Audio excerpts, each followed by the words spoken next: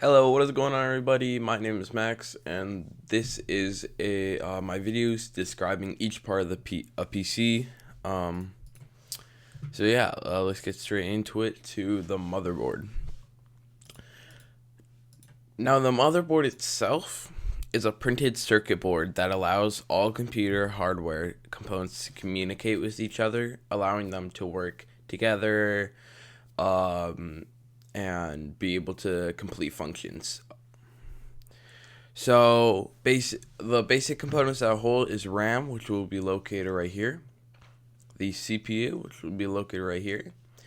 The Wi-Fi card, which will be right next to the GPU, which is located right here. Now, RAM is random access memory. CPU is the central processing unit, and GPU is the graphics processing unit. This does all the tasks. This does short memory, and then this controls graphics based on the game you're playing. So, different design. Obviously, for each motherboard, there's going to be different designs and be able to hold different types of hardware. Typically, new processors, which is a name for this, will not be able to go into old motherboards. This is because it doesn't have the right slot size or shape. So typically newer ones will be able to hold new parts of that click into the motherboard. Some examples are such that for me, I have the i7-8700K processor from Intel. Now this will go into the Gigabyte 7370P D3 motherboard. It is one of the best motherboards for that processor. So, as I said, a motherboard from one manufacturer will support a single type of CPU and fewer different types of memory. Other peripherals like video cards, hard drives, and other components may not be compatible with that exact one, depending on if you're going to base it off of what CPU or memory you're having.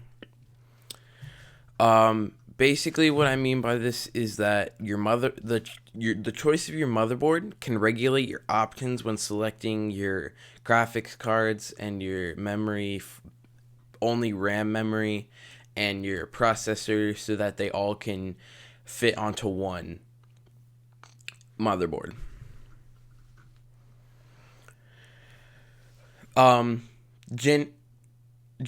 Generally, you're gonna want to have a motherboard that can fit all of these, unless you're not going to have specific ones and you're going to downgrade from specific parts to be able to have a high enough processor or GPU.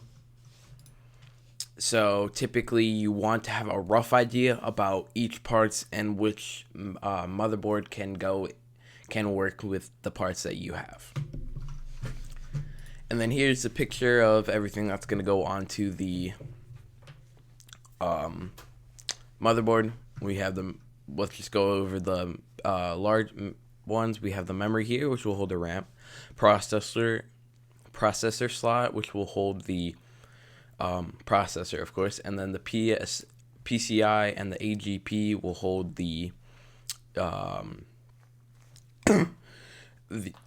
the graphics card and Wi-Fi card. Thank you.